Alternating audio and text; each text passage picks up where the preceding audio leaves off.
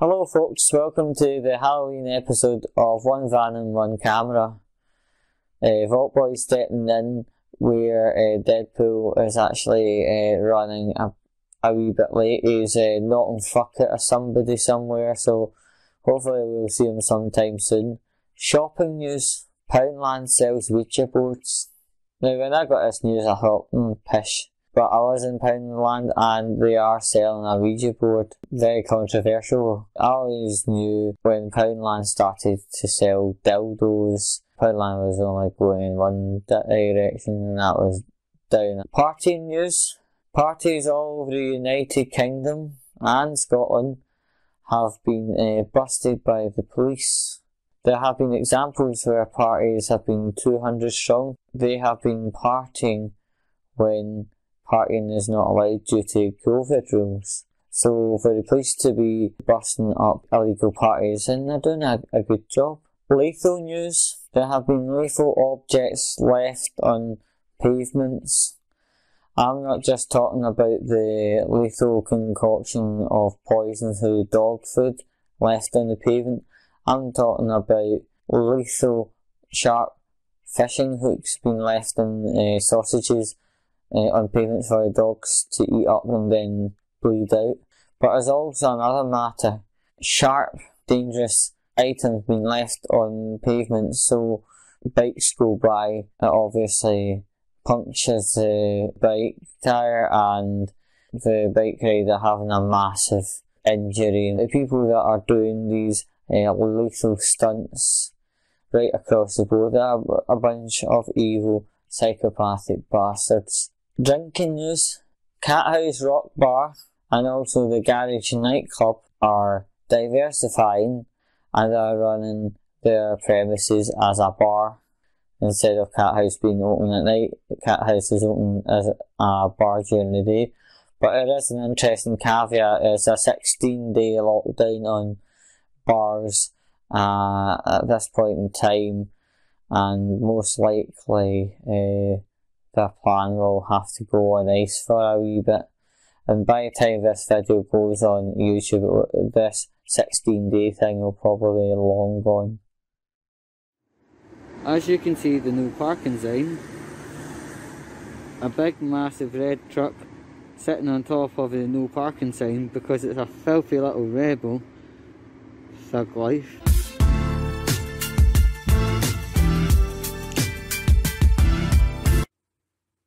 Selfish delinquent ball bags all sat together using that shelter on the platform, ignoring a don't use COVID-19 signs because they don't want to get a wee splash of rain on their sonsy little heads, and signs are for absolute fucking fools. Thug life.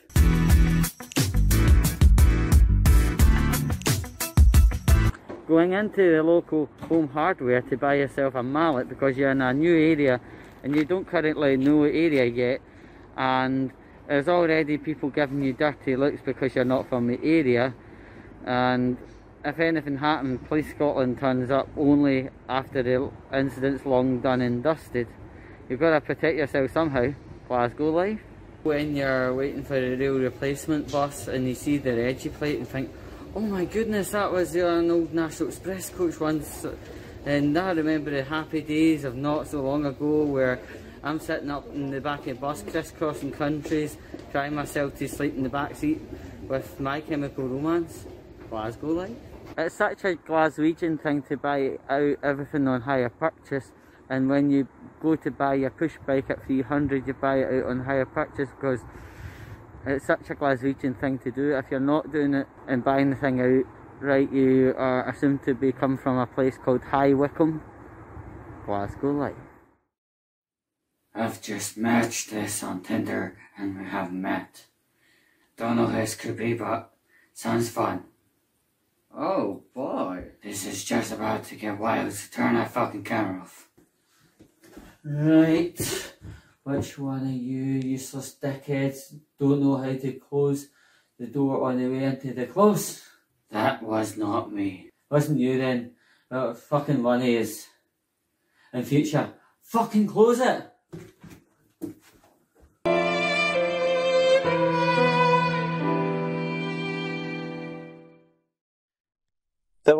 all fail because some people cannot handle the internet and should return back to smoke signalling. I fail. COVID denial, anti-masks. We breathe in a lot of nasty bacteria in an average day, and if we are wearing a mask, it can keep some of the worst bacteria out. COVID denial is basically people denying the fact that COVID actually exists. I think it's clear and patent something malicious exists. Sheeple describe people that are compliant and accepting of the situation, but ultimately we've all got to remove the heat out the ass and realise that we're going through a scenario which is massive. I win. Banter amongst upsetting incidents. Now this person has said to me, dial 111, see what they can do for you in regard to whatever I was talking about. The actual number is 101, but I rolled with it and I was able to use banter and say, yeah, I called 111 and I found Vault Boy. There's always a chance for banter. I feel when an SJW becomes a bigot, i.e. when they become everything they hate. We've got one of these people on our social media platforms who bangs on about fighting social injustice and being there for everybody and fighting everybody's corner, etc, etc. This conversation, is talking about, something that happened and he belted back a really bigoted response. That kind of social justice act lasted very long, or even social connections closed.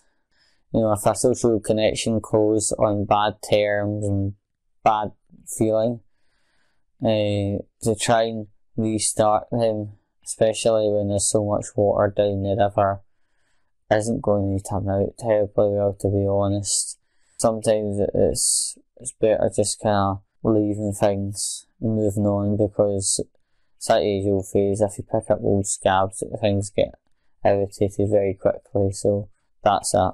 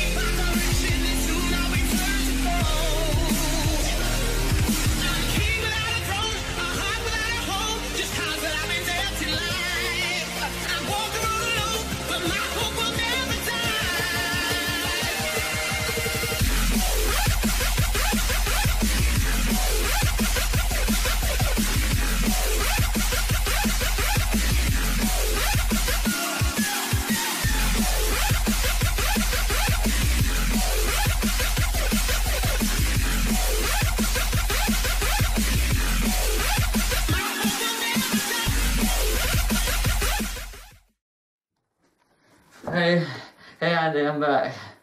I'm just wondering, since I'm so tired and wanting to go to bed, is it possible you could come in and read me one of your bedtime stories? Yeah, sure.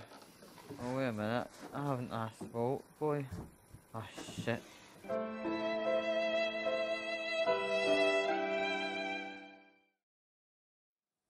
The book is called Would You Like to Play With My Pussy? By Gary Galvin. You can play with my pussy in the great outdoors. My pussy is always hungry, always eating from her bowl. Keeping her full is a huge toll. Wow! This book is absolute fucking filth. She's not picky. Everything you put near her mouth she will eat, but especially she likes her meat. My pussy will soon be your fave. I have a fluffy pussy and even one that's shaved. I spend hours keep my pussy clean, and that is my wish. I don't want my pussy to smell like fish. Wow, her pussy sounds like something I'd love to meet. If you don't want to play with my pussy, I have something else to make you last. Come to the barn and play with my ass.